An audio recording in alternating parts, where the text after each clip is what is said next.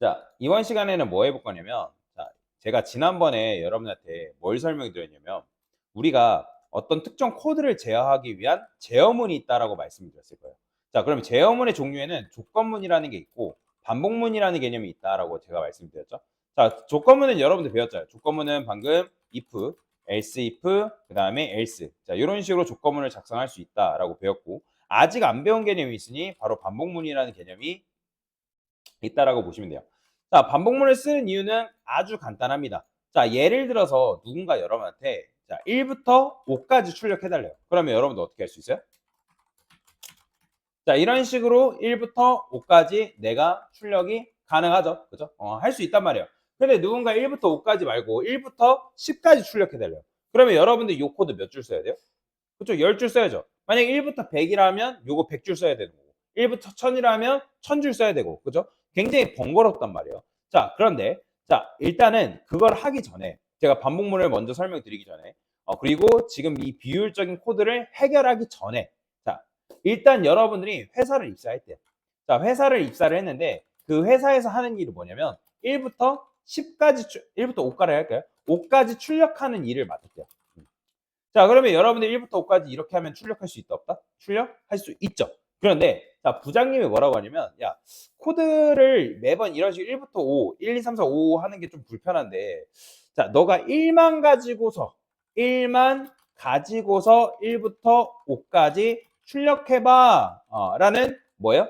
부장님이 명령을 내린 거예요. 부장님이. 자, 어쨌든 근데 회사라면 회사는 실제 까라면 까야 된단 말이에요. 하라면 해야 된단 말이에요. 자, 그러면 1부터 5까지 출력하는 거를 1만 가지고, 오직 1만. 자, 그러면 어떻게 할 수 있을까? 자, 그럼 여기다가 여러분들 1만 쓴다 해가지고 얘가 우리의 마음을 알아가지고 1부터 5까지 출력해 주나요? 아니죠. 그냥 얘는 시스템화 프린트 ln 하면 그냥 내가 넣은 값을 그대로 출력해 줄 뿐이라는 거예요.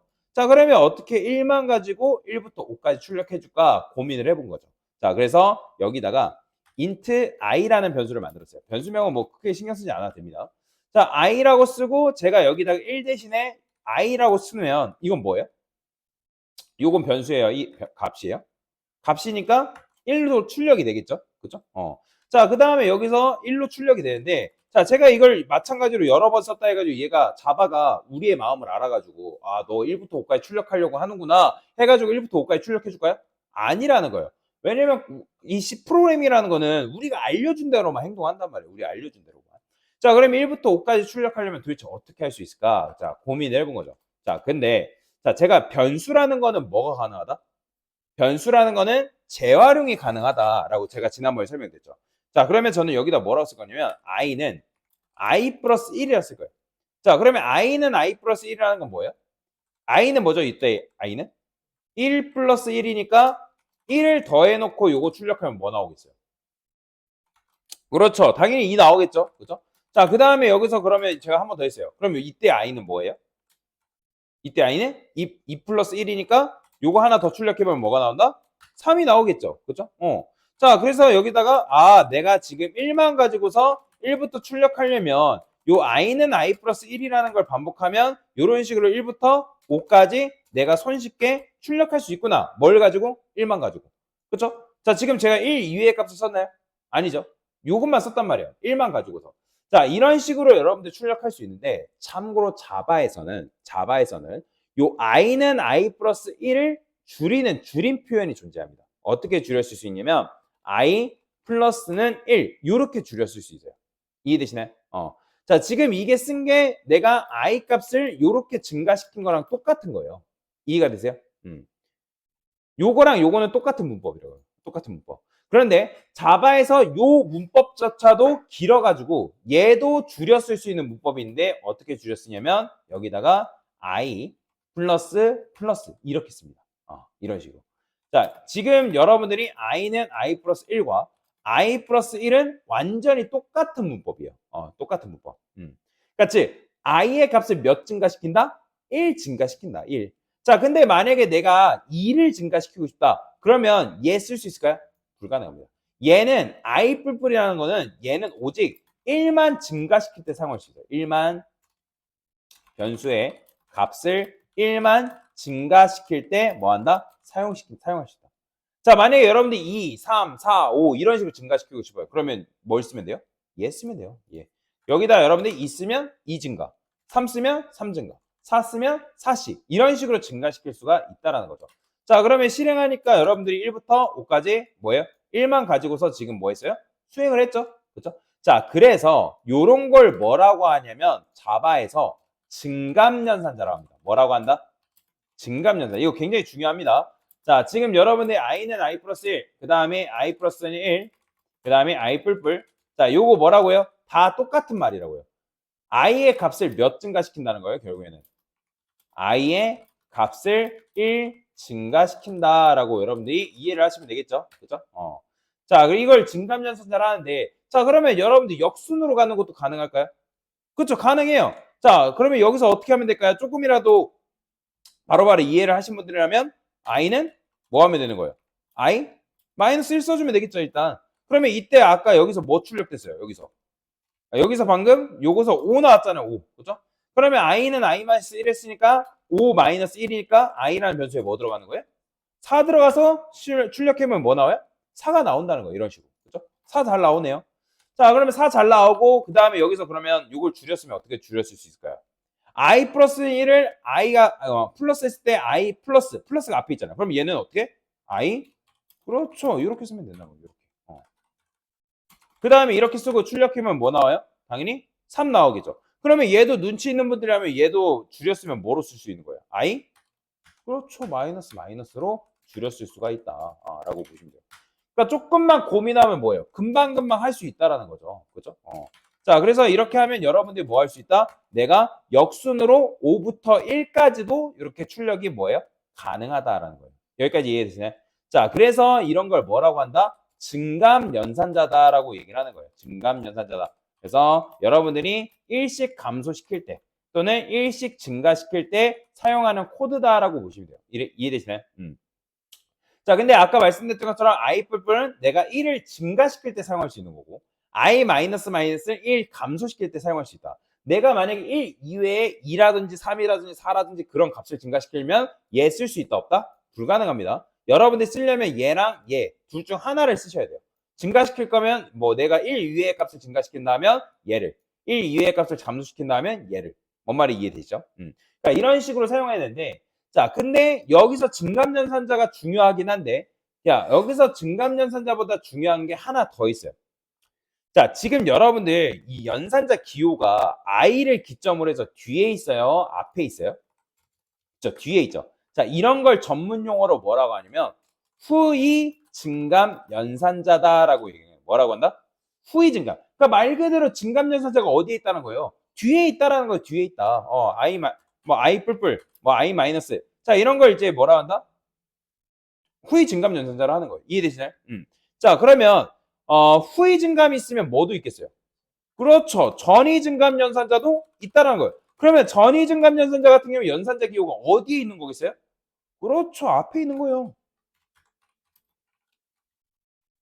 자, 그러면 지금 요 녀석과 요 녀석의 차이가 뭐인지 아는 게 중요하거든요. 자, 그러면 뭐인지 아는 게 중요하다고 말씀드렸는데, 자, 제가 이렇게 해볼게요. 여기다가 이거 지우고.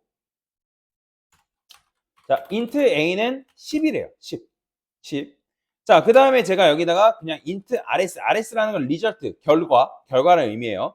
제가 여기다가 뭐라고 쓸 거냐면, 이렇게 쓸게요. A 뿔뿔. 자, 이런 식으로 쓰고 제가 RS를 출력할 거예요. 자, 그럼 맞춰보세요. 이거 RS 뭐 나올까요? 실행해보면 뭐가 나오냐면 10이 나와요. 보이시나요? 10이 나와요. 왜 그럴까요? 자, 제가 A를 출력해볼게요. A. 자, A는 어떻게 나올까요? 실행했을 때. A는 11이 나와요. 보이시나요? 근데 RS에는 뭐 나왔어요? RS에 10 나왔어요. 그죠? 그러면 여러분들 이렇게 강사님, 이거 A의 값을 증가시키는, 즉, 1 증가시키는 코드라며요. 그러면 A의 값이 10에서 11 됐기 때문에 RS라는 변수에 11 들어가는 거 아니에요? 라고 생각하잖아요. 근데, 자, 얘가 지금 뭐라고요? 무슨 연산자라고요? 후이 증감이라 했죠. 자, 후이 증감 연산자의 특징이에요. 후이 증감 연산자는 얘는 특징이 뭐냐면 변수의 값을